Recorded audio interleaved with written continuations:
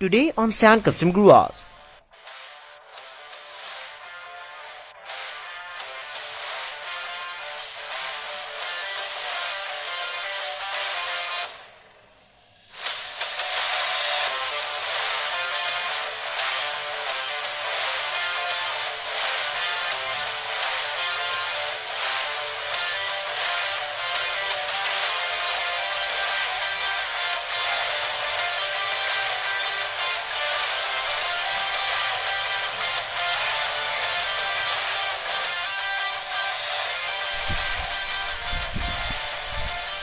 Hello guys, welcome back to Sand Custom Grooves once अगेन। तो कुछ महीने पहले मैंने आप लोगों को एक सेंटी टॉयज की मर्सिडीज बेंज ई क्लास दिखाया था। हाँ, मैं उसी ब्लू कलर की मॉडल की बात कर रहा हूँ जिसकी रूफ टॉप को मैंने व्हाइट कलर में वाउंड रैपिंग कर दिया था और बॉडी में काफी सारे ब्लैक डिटेलिंग भी ऐड कर दिया था। सो उस वीडियो में जब मैंने आपको कार दिखाया था तो कार में काफी सारे मॉडिफिकेशन ऑलरेडी डन उसका था और कार पीटी कूल ही दिख रहा था, बस स्टिल परफेक्ट नहीं दिख रहा था। मतलब एक मर्सिडीज बेंज को जैसा होना चाहिए और कार वैसे नहीं दिख रहा था और इसलिए मैंने कार के जितने भी पुराने मॉडिफिकेशन था वो सारे के सारे रिमूव कर दिया और उसके जगह में कार में कुछ और नए मॉडिफिकेशन ऐड कर दिया, जिसकी वजह से अब कार देखने में और भी ज्यादा कमाल की बन चुका है। और आज का ये वीडियो उसी कार के ऊपर है, तो क्या आप इस कार को देखने के लिए तैयार हो? ओके, इस कार बस आने ही वाला है। 1, 2 and 3।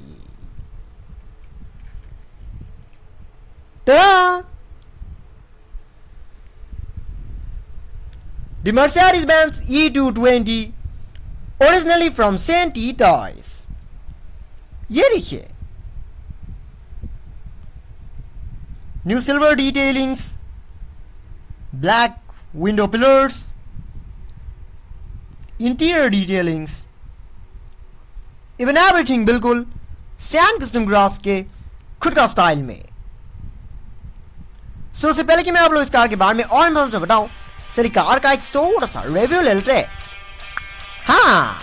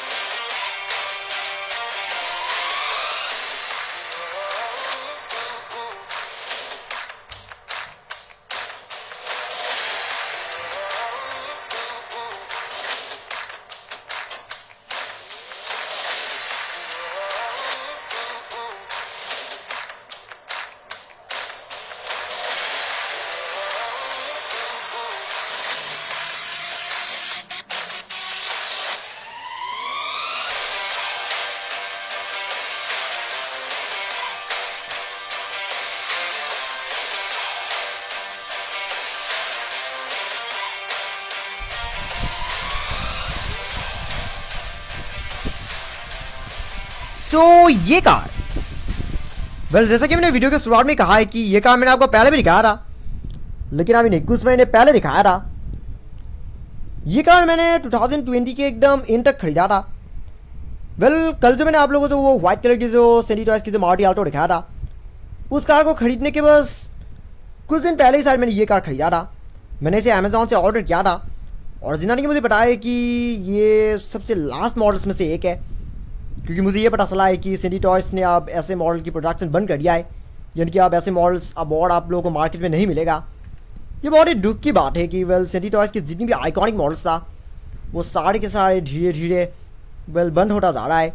शुरुआत में तो मारुति की मॉडल्स बंद हो गया, जैसे कि 800, ओमनी, जेन, एस्टीम और बाकी जितनी भी मॉडल्स था शुरुआत में तो वो सब बंद हो गया। और उसके बाद धीरे धीरे बोलेरो, स्कॉर्पियो और इवन टाटा सुमो जैसे मॉडल्स भी बंद हो गया और अब आखिर में ऐसे आइकॉनिक मर्सिडीज बेंज जैसे मॉडल्स भी बंद हो गया, क्योंकि सेंटी टॉयज हमेशा ही नए नए मॉडल्स बनाते रहते हैं। सो इसलिए वो धीरे धीरे अपने पुराने मॉडल्स बंद करता जा रहा है।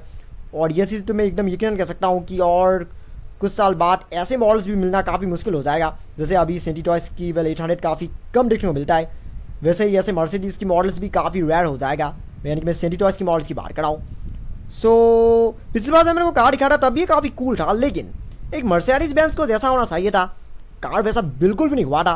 मैंने इसके ऊपर एक व्हाइट कलर की एक पूरा वाउंड रैपिंग कर दिया था जो कि मुझे बाद में रियलाइज़ हुआ कि उसकी वजह से ये बिल्कुल एक टैक्सी जैसी दिख रही है, जो कि मुझे बिल्कुल भी पसंद नहीं आया। और इसलिए मैंने कार की पूरा वाइन रैपिंग रिमूव कर दिया और उसके जगह में कार में बहुत सारे नए मॉडिफिकेशन ऐड कर दिया, जिसकी ये सब विंडो ट्रिम्स और बाकी जो कुछ भी चीज़ें। इसकी वजह से अब कार दिखने में और भी ज़्यादा बेटर दिख रही है और भी ज़्यादा रियलिस्टिक दिख रही है।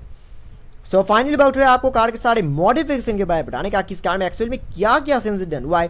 तो सबसे पहले बारी आती है कार की फ्रंट एंड की। अगर फ्रंट एंड की बात करें, सो जिन लोगों ने कार की पुरानी वीडियो नहीं दिखाया, मैं उन लोगों को एक बार कार के सारे मॉडिफिकेशन फिर से समझाने चाहूँगा। सो यहाँ पर फ्रंट एंड में जो आपको ये जो ग्रिल दिख रहे हैं, इस ग्रिल को बाद में डिटेल किया गया था, हालांकि इसे अब नहीं, इसे तभी डिटेल किया गया था जब मैंने कार को एकदम ब्रांड न्यू खरीदा था। और इवन फ्रंट एंड में ज़्यादा कोई और एक्स्ट्रा चेंजेस डन हुआ है। इनकी पिछली वीडियो में जब वो कार दिखा था तब कार जैसा था फ्रंट एंड अब भी ऑलमोस्ट वैसा ही है, सिवाय यहाँ पर आप लोगों को ये बम्पर गार्ड्स देखने को मिलेगा। यानी कि मैं इन व्हाइट कलर की ट्रिम्स की बात कर रहा हूँ, जिसकी वजह से आप जो बम्पर है वो ज़्यादा रियलिस्टिक दिख रही है और ज़्यादा क्लासी दिख रहा है। और उसके साथ ही आप लोग यहाँ सामने के विंडशील्ड में भी आप लोगों को ये ट्रिमिंग नजर आएगा। मैं इस व्हाइट कलर की ट्रिमिंग की बात कर रहा हूँ, जिसकी वजह से आप कार पहले से काफ़ी क्लासी दिख रही है और इवन ज़्यादा लग्जूरियस दिख रही है। उसके बाद फ्रंट एंड में कोई और एक्स्ट्रा मॉडिफिकेशन डन नहीं हुआ है, यानी कि पहले कार जैसा था ऑलमोस्ट वैसा ही है। लेकिन अगर कार की साइड प्रोफाइल की बात करें तो साइड प्रोफाइल में काफ़ी सारे नए मॉडिफिकेशन डन हुआ है। यहाँ पर आप लोगों को विंडो ट्रिम साइड में भी देखने को मिलेगा, बिल्कुल सामने की विंडशील्ड की ड्राई इवन एक मर्सिडीज बेंज से इस तरह की चीज़ें बल होनी ही चाहिए है, क्योंकि ये एक लग्जरी कार है और लग्जरी कार में बल इस तरह की चीज़ें बल एक्चुअल में होनी ही चाहिए। मैंने एक चीज़ नोटिस किया है कि इस कार की जो रूफ की जो डिज़ाइन है ये काफ़ी बहुत W126 मॉडल की ड्राई। वैसे भी ये W124 मॉडल है E220, जो कि एक्चुअल में E क्लास सीरीज़ का हिस्सा है, जो कि वेल इंटरनली W124 के नाम से भी लोग जानते हैं। सो वैसे ये W124 मॉडल है, लेकिन उसके साथ साथ ही इसकी रूफटॉप का डिज़ाइन काफ़ी बहुत W126 जैसा है। और इवन वैसा क्यों है मुझे तो नहीं पता, पर आई थिंक सेंटीटर्स ने शायद दोनों मॉडल्स को कंबाइन करके शायद बनाया था, क्योंकि वो ऐसा हमेशा ही करते हैं, काफ़ी सारे मॉडल्स को एक साथ मिलाकर बनाते हैं, जिससे एक यूनिक कार तैयार होता है। और यहाँ पर आप लोगों को ये सिल्वर कलर की ट्रिम्स या नीचे भी देखने को मिलेगा। आमतौर पे मर्सिडीज में इस तरह की चीज़ें नहीं होता है, पर मैं कार को क्लासी बनाना चाहता था और इसलिए मैंने यहाँ पर ये सब ट्रिम भी ऐड कर दिया। इंटीरियर की बात करें तो इंटीरियर में कुछ भी डिटेल नहीं हुआ है, यानी कि ये जो कुछ भी ये सब डैशबोर्ड में जो कुछ भी आप डिटेल नहीं देख रहे हैं, ये सारे के सारे तभी डन हो गया था जब मैंने कार को एकदम ब्रांड न्यू खरीदा था। और ये सब पिलर जैसे चीज़ें ये सब भी तभी पेंट हो गया था। वेल ये सारे के सारी चीज़ें तभी डन हो गया था जब मैंने कार को एकदम नया नया खरीदा था, और कोई एक्स्ट्रा मॉडिफिकेशन तो इंटीरियर में डन नहीं हुआ है। और अगर बात करें कार की रियर एंड की, तो रियर एंड में आप लोगों को कुछ नई चीज़ें देखने को मिलेगा। जैसे कि यहाँ पर आप लोग टेल लाइट्स देख सकते हैं कि यहाँ पर टेल लाइट्स को बिल्कुल ओरिजिनल मर्सिडीज बेंज की तरह बना दिया गया है। बिल्कुल ओरिजिनल कार में जिस तरह की टेल लाइट्स होता था एक्जैक्टली वैसा टेल लाइट्स ही बनाया गया है। मैं इन व्हाइट कलर की इन बॉर्डर्स की बात कर रहा हूँ, जो एकदम टॉप वाले हिस्से में लगा दिया गया है, जिसकी वजह से आप ये दूर से देखने पर टेल लाइट ज़्यादा रियलिस्टिक दिख रही है और ज़्यादा बेटर दिख रही है। और बिल्कुल सामने की और साइड के विंडोज़ की ट्राई आप लोगों को पीछे के विंडो में भी सिल्वर कलर की ट्रिम्स नजर आएगा।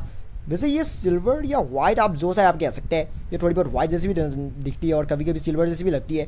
सो यहाँ पर आप लोगों को वैसे ट्रिम्स पीछे के विंडो में भी देखने को मिलेगा और बिल्कुल सामने की और साइड की ट्राई पीछे के बम्पर में भी यहाँ पर ये बीडिंग कर दिया गया है, जिसकी वजह से जो बम्पर की जो डिज़ाइन है वो ज़्यादा बेटर हो गई है और ज़्यादा क्लासी हो गई है। मर्सिडीज W124 पहले से ही इतना लग्जरियस नहीं था, क्योंकि ये 90s के समय की मॉडल था और 90s तक क्रोम पार्ट जैसे चीज़ें काफ़ी बहुत गायब हो गया था।